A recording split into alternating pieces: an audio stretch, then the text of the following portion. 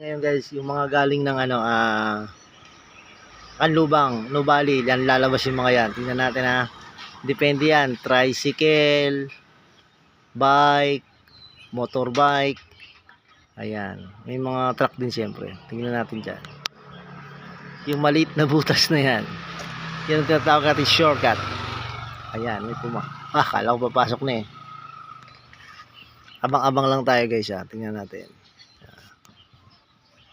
Para ibig sabihin, karamihan kasi sa mga Filipino, yan, ang kanilang motto ay, tawag natin dyan, to see is to believe.